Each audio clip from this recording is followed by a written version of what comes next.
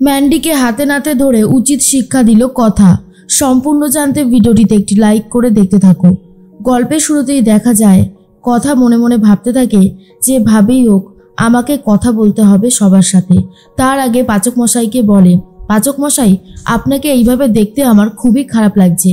আর খারাপ লাগবে নাই বা কেন, আপনি নিজেই বলুন যে আপনি কোনোদিনও এইরকমভাবে গলা নিচু করে কথা বলেছেন?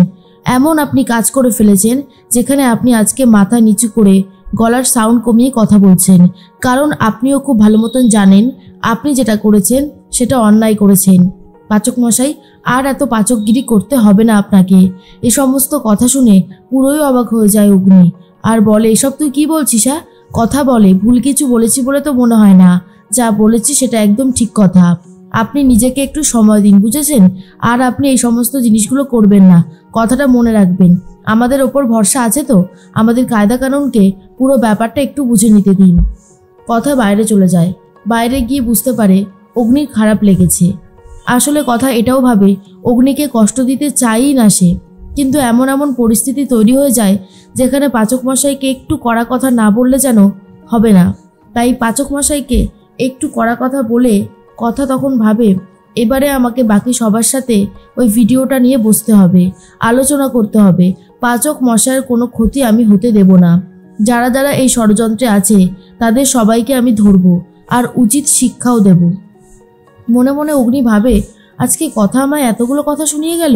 আমি বুঝতেও পারছি না আমি ম্যান্ডিকে কখন বিয়ে করলাম। আমার কাছে পুরো ব্যাপারটা কেমন যেন গুলিয়ে যাচ্ছে। তবে হাল ছাড়ার পাত্র আমি নই, আর আমি জানি কথাও আমাকে সাহায্য করবে। এর মধ্যেই সবাই মিলে চলে এসেছে ঘরে। কথা এখনো আসেনি। প্রি তখন বলে, এই যে আমি একটা কথা বলি, শুধুমাত্র বিগ ব্রোকে বাঁচাতে হবে বলেই আমরা এই গোবর দেবীর সাথে আছি, না হলে গোবর দেবীর সাথে থাকতাম না। কথা তো চলে এসেছে আর বলে, তোমাদের সবাইকে একটা কথা বলবো বলেই আমি এখানে ডেকেছি। দাঁড়াও, তার আগে দরজাটা বন্ধ করে দিই। এরপর দরজাটা বন্ধ করে দেয়। কথা বলে, ভিডিওটা ভালো করে দেখো। এখানে যে এই পাচক মশাই বিয়ে করছে না ম্যান্ডিকে, দেখো পাচক মশাইয়ের এই কোণে আঙ্গুলে যেই আংটিটা রয়েছে সেটা কিন্তু পাচক মশাই পরে না। এইটা যদি ছেড়ে দিই, হোটেলের যে সিসিটিভি ফুটেজটা রয়েছে সেটা এবার দেখো, পাচক মশাইয়ের হাতে কোনোই আংটি নেই। আর এটা দেখার পরেই তখনই আক্কি বলে, তার মানে এটা এআই ব্যবহার করে করা হয়েছে, মুখটা বদলে দিয়েছে। আমি এখন খুব ভালো মতন বুঝতে পারছি ভিডিওটার মধ্যে অনেক কারসাজি আছে। কিরে প্র্যাটি, তুই বল। প্র্যাটি তখন বলে, অবশ্যই এই ভিডিওটা যদি পরীক্ষা করা হয় তাহলে সত্যিটা সামনে চলে আসবে। আমি বলছি আসল অপরাধী বেরিয়ে আসবে। কথা, তুমি একদম ঠিক পয়েন্টটাকেই ধরেছ। এই পয়েন্ট অনুযায়ী গেলেই আমরা এভিকে বাঁচাতে পারবো, বুঝতে পেরেছ? তার মধ্যে মান্ডবী আর চিত্রা দুজনেই দাঁড়িয়ে রয়েছে এই কায়দা কানুনের পাশেই, ঘরের পাশেই, আর বলতে থাকে ভেতরে ওরা নিশ্চয়ই কিছু একটা প্ল্যান করছে। মান্ডবী তখন বলে, যাই প্ল্যান করুক না কেন আমি ওদেরকে ছাড়বো না, ওদের কোনো প্ল্যানই সফল হবে না, তাই না আন্টি? চিত্রা বলে, শোনো, এত বেশি কনফিডেন্স সহকারে বলো না, তুমি জানো তো কথা কিন্তু ছেড়ে দেওয়ার পাত্রী নয়। এর মধ্যেই দেখে নিয়েছিল কথা কাচের ওপার থেকে ম্যান্ডি দেখার চেষ্টা করছে এই ঘরে কে কে আছে। তখনই কথা বলে, সবাই লুকিয়ে পড়ো, লুকিয়ে পড়ো, এক্ষুনি একটা মজা দেখতে পারবে। সবাই তো লুকিয়ে পড়ে, কিন্তু যার ঘর মানে জুনি আর ঋতু ওরা ঘরেই ছিল।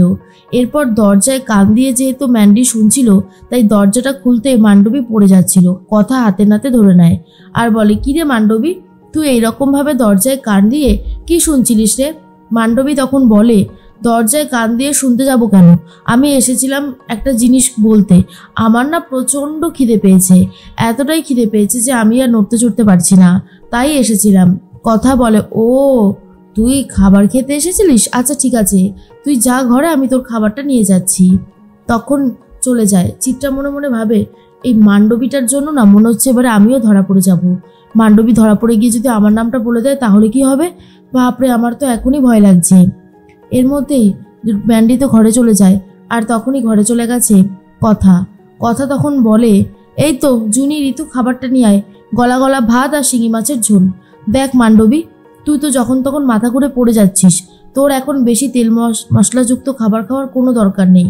তুই কলা ভাত শিঙি মাছ দিয়ে খাবি, আয় তোকে আমি খাইয়ে দিই। মান্ডবী বলে, অসম্ভব, আমি শিঙি মাছ খাই না, তুই আমাকে জোর করলেই তো আর হলো না। কথা বলে, তুই যদি এটা না খাস তাহলে কি করে হবে বল, এই রকম করলে হবে না, আয় আয় আমি তোকে খাইয়ে দিই। মান্ডবী তখন বলে, বললাম তো আমি খাবো না।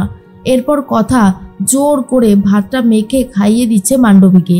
যা দেখার পর চিত্রা মনে মনে ভাবে, ব্যাপারটা কি হলো, কোথাও তো একটা ডাউট হচ্ছে, কিছু তো একটা গন্ডগোল রয়েছে, না হলে কথা মান্ডবীকে খাবার খাইয়ে দেবে, ব্যাপারটা বুঝতে পারছি না। আর আমাদের মান্ডবী তো বোকা, না জানি কি করে বসে।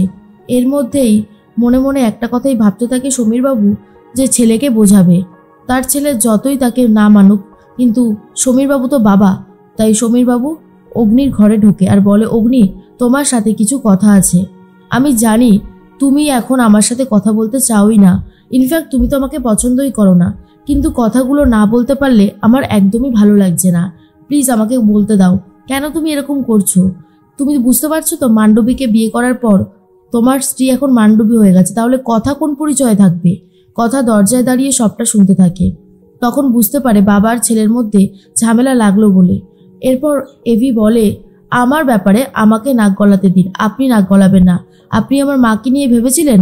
সবাই যখন আমার মাকে বার করে দিয়েছিল আপনি তো কোনো প্রতিবাদ করেননি।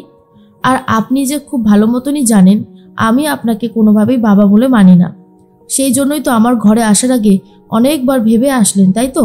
সমীরবাবু বলে, অগ্নি, তুমি এইরকমভাবে কথা বলো না, আমার খুব খারাপ লাগছে।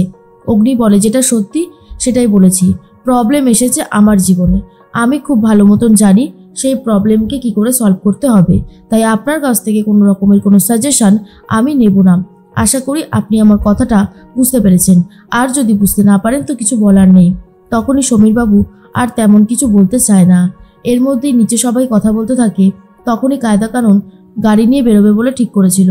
এর মধ্যে অফিসার চলে এসে বলে, আমরা অগ্নিবকে অ্যারেস্ট করতে এসেছি, মান্ডবীর দাদু স্বপনবাবু ভিডিওটা দেখিয়েছে, তাই আমরা ওনাকে অ্যারেস্ট করব। আর এটা দেখার পরে মান্ডবী বলে, এটা কি করে হলো, দাদু আবার এসব করতে গেল কেন? আন্টি এসব তো ছিল না। চিত্রা বলে, আমিও তো বুঝতে পারছি না। কথা বলে, এ কি মান্ডবী, তুই এসব করলি কেন? তোর যদি অসুবিধাই হতো বলতিস, আমি এই বাড়ি ছেড়ে চলে যেতাম। আমি এরকমভাবে মেনে নিতে পারবো না। অগ্নিও পুলিশকে সবটা বোঝাতে থাকে আর বলতে থাকে, আমি কোনো দোষ করিনি অফিসার, আপনার কোথাও একটা ভুল হচ্ছে। এর মধ্যে চিত্রা মনে মনে ভাবতে থাকে, স্বপনবাবুর আবার এসবের মধ্যে জড়ানোর কি ছিল? তুই এবার তো দেখছি গল্পটা অন্যদিকে চলে যাচ্ছে। না না, গল্প অন্যদিকে যেতে দিলে হবে না, আমাকে সামলাতে হবে। জুনি তখন বলে, কথা কি হবে এখন? কথা তখন বলে, পাচক মশাইয়ের কোনো ক্ষতি হতে আমি দেব না, যেভাবেই হোক আমি পাচক মশাইকে বাঁচাবো। তুই এসব নিয়ে ভাবিস না জুনি, মান্ডবীকে জব্দ করে দেবে কথা নিজেই, আর তার জন্য ঠিক করেছে পাচক মশাইয়ের সাথে মান্ডবীর বিয়ে দেবে কথা নিজে।